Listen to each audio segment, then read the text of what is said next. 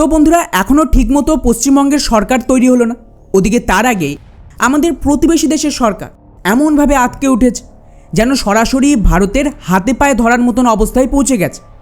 যেখানে বাংলাদেশের বর্তমান স্বরাষ্ট্রমন্ত্রী, মানে যেরকম আমাদের দেশে গৃহমন্ত্রী অমিত শাহ রয়েছেন, ঠিক তেমনই বাংলাদেশের গৃহমন্ত্রী সালাউদ্দিন আহমেদ করুণ আবেদন জানিয়েছে যে পশ্চিমবঙ্গে এইভাবে সরকার পাল্টানোর পর আমরা আশা করি ভারত যেন পুশব্যাক না করে। অর্থাৎ সহজ ভাষায় এই মুহূর্তে বাংলাদেশের সরকার চরম আতঙ্কে রয়েছে যে আগামী দিনে মারাত্মক কিছু হতে পারে যা ওরা সামাল দিতে পারবে না। কেননা গতকাল অমিত শাহের তরফ থেকে পশ্চিমবঙ্গের নতুন মুখ্যমন্ত্রী হিসেবে শুভেন্দু অধিকারীকে নিযুক্ত করার পরে এমন কিছু বয়ান দেয়, বা আমি তো বলবো হুমকি দেয়, যাতে বাংলাদেশিদের প্যান্ট ভিজে গেছে।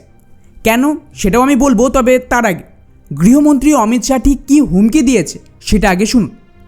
ওনার বক্তব্য ছিল, ইতিমধ্যেই বাংলাদেশের সীমান্তবর্তী রাজ্য ত্রিপুরায় আমাদের সরকার আছে, আসামে আবার আমরা সরকার গড়েছি, এবং ফাইনালি সবচেয়ে গুরুত্বপূর্ণ পয়েন্ট, পশ্চিমবঙ্গের ক্ষমতায় আসার পর এখন আমরা বাংলাকে একটা অভেদ্য দুর্গে পরিণত করব, যাতে করে অবৈধ অনুপ্রবেশকারীদের তো ভুলেই যায়।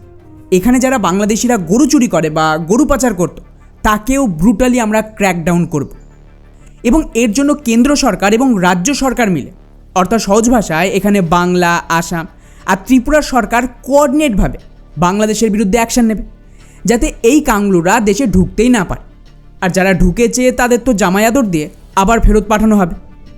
ব্যাস, এতেই বাংলাদেশ বুঝে গেছে আগামী দিনে কী হবে। যার আওতায় মাত্র দুদিন আগে বাংলাদেশের বিদেশমন্ত্রী খলিলুর রহমান, ইনি কিন্তু সেম ব্যক্তি যাকে ভারত সিলেক্ট করেছিল ইউনিস আমলে ক্ষমতা ইউনিস থেকে বিএনপিকে ট্রান্সফারের জন্য, যেটা নিয়ে আমি আগেও বহুবার বলেছি। তবে এটুকু বলে রাখি যে এই ব্যক্তি বিরাট চালাক ব্যক্তি, যেটা বাংলাদেশিরা পরে বুঝবে যে হামজা শুধু পাকিস্তানে নয়, বাংলাদেশেও আছে। যাই হোক, তো এই খলিলুর রহমান ফেসবুকে পোস্ট করে যে যদি ভারত এবারে পশ্চিমবঙ্গ থেকে বাংলাদেশে পুশব্যাক করে, আমরাও কিন্তু তার বিরুদ্ধে অ্যাকশান নেব। ইন্টারেস্টিং ব্যাপার হলো, ফেসবুকে বাংলাদেশি জনগণ খুব অ্যাক্টিভ, তো ওদেরকে খুশি করার জন্য এই ধরনের একটা বয়ান দিয়ে দিল। কিন্তু এই ব্যক্তি এটা বলেনি যে বাংলাদেশ ভারতের বিরুদ্ধে কী অ্যাকশান নেবে। মানে সত্যি আমি নিজেও জানতে চাই ওরা ঠিক কী করতে পারে। সেনা মোতায়েন করে হামলা করবে, নাকি যাদেরকে ফেরত পাঠানো হবে ওদেরকেই তারা করবে?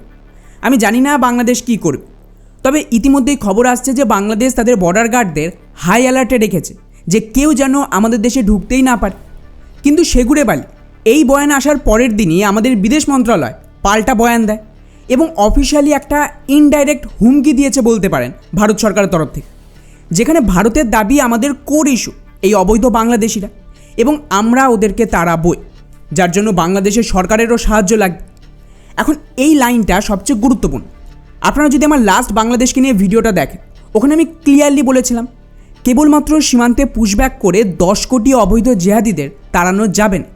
হয়তো কিছু হাজার বা লাখ পপুলেশন তাড়ানো সম্ভব, কিন্তু পুরো বাংলাদেশি মুসলিমদের ফেরত পাঠানোর জন্য ভারত বাংলাদেশের মধ্যে একটা সিস্টেম বা করিডোর তৈরি করতে হবে। এবং এই জন্যই তো হাসিনা গেছে আর এই বিএনপি মোল্লাদের পার্টি এসেছে, যেটা আমাদের বিদেশ মন্ত্রণালয়ের এই বয়ানে স্পষ্ট যে বাংলাদেশকেও নির্দেশ দেওয়া হচ্ছে যেন ওরা কোঅপারেট করে আমাদের সাথে। আর এই বয়ানের পরেই বাংলাদেশের সুর নরম হতে শুরু করে দিয়েছে। কারণ টু বি অনেস্ট, আপনারা একটু নিজেরাই ভাবুন, বিজেপি প্রচুর রাজ্যের ইলেকশন জিতেছে, মহারাষ্ট্র, হরিয়ানা, ওড়িশা, যেটাতে একসময় অসম্ভব মনে হতো, ওদিকে ছত্তিশগড়, দিল্লি সব জিতল। তাও গোটা বিশ্বের মিডিয়া এইভাবে পাগলের মতন রিপোর্ট করেছে এগুলো নিয়ে না। তাহলে পশ্চিমবঙ্গে স্পেশাল কি যে আমেরিকার রাষ্ট্রপতি পর্যন্ত এর জন্য প্রাইম মিনিস্টার মোদিকে অভিনন্দন জানাচ্ছে? কারণটা খুব সহজ। গোটা বিশ্ব জানে, স্পেশালি এই ডিপ স্টেটের ইকোসিস্টেম জানে যে ওরা পশ্চিমবঙ্গকে দরজা হিসেবে ব্যবহার করেছে ভারতকে ডিস্টেবল করতে। এবং যতদিন পশ্চিমবঙ্গে মুসলিম শাসন ছিল, তা সে মমতার মাধ্যমে হোক বা ভামেরা, প্রত্যেকেই ডিপ স্টেটের অ্যাসেটস ছিল, যারা বাংলাদেশের সরকারের সাথে মিলে খুবই পরিকল্পিতভাবে কাংলুদের এদেশে ঢোকাচ্ছিল। তো এখন এত বছর পর সেই জোটটা ভেঙে গেল মাত্র একদিনে। এরপর কিন্তু নতুন করে কাংলুরা ভারতে ঢুকতে পারবেন। কিন্তু যদি আমরা বাংলাদেশ আর ভারতীয় রাজ্যগুলোর ম্যাপটা দেখি, তাহলে বুঝবেন যে বাংলাদেশের চারিদিকে মূল যে পয়েন্টগুলো ছিল, পশ্চিমবঙ্গ, আসাম আর ত্রিপুরা, এখানে বিজেপি নিজেদের ফোর্স অ্যাক্টিভ করবে একসাথে। কারণ এই 3টে রাজ্যে ওরা নিজের দমে সরকার গড়েছে। মেইনলি পশ্চিমবঙ্গে, কারণ যদি বাংলাদেশিদের মেনল্যান্ড ভারতে ঢুকতে হয় তার একমাত্র রাস্তা বাংলা, এবং ওদের যে পরিচয়পত্র তৈরি হয় সেটাও কিন্তু একমাত্র পশ্চিমবঙ্গতেই হয়। এখন সেই সমস্ত ডকুমেন্টস এবং যারা এই পুরো ভুয়ো ডকুমেন্টস তৈরিতে কাজ করত, যে ইকোসিস্টেম রয়েছে, তাদের বিরুদ্ধে যদি স্টেট গভর্নমেন্ট ক্র্যাকডাউন করে এবং এদের সমস্ত নথিপত্র পেয়ে যায়, তাহলে সেটা কেন্দ্র সরকারের কাছেও যাবে এবং তার উপর ভিত্তি করেই কাংলুদের শনাক্ত করা হবে গোটা দেশ জুড়ে। এরপর যেহেতু বাংলাদেশের পুরো মেজর বর্ডার এলাকায় সরকার পাল্টে গেল, এখন যদি ভারত সব দিক থেকে পুশব্যাক শুরু করে, তখন বাংলাদেশের সরকার কোথায় কোথায় ফোর্স মোতায়েন করবে? পুরো বর্ডারে নজর রাখতে গেলে ওদের যে পরিমাণ বাজেট লাগবে আপনাদের মনে হয় সেটা বাংলাদেশের আছে? আর যদি বাংলাদেশের সরকার সীমান্তে উত্তেজনা তৈরি করে এই মুহূর্তে, তাহলে কিন্তু সব দিক থেকে ঠোকাই করবে ভারত, এবং ভারত এটাই চাইবে যে উত্তেজনা তৈরি হোক এবং সেই সুযোগে আমরাও বড় দান মারতে পারি। ফলে বাংলাদেশের কাছে দুটো রাস্তা, হয় ওরা ভারত সরকারের সাথে কোঅর্ডিনেট করে ধাপে ধাপে এদেরকে ফেরত নেবে, নতুবা পশ্চিমবঙ্গ থেকে যদি একসাথে লাখো লাখো অবৈধ জিহাদিদের রাজ্য সরকার পুশ করে।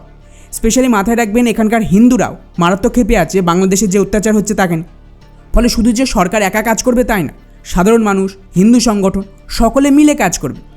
তাই এটা দেখেই বাংলাদেশের সরকারের এখন হাতে পায়ে ধরার মতন অবস্থা, যেন এই বিজেপি সরকার একসাথে সমস্ত কাংলোদের ফেরত না পাঠিয়ে দেয়।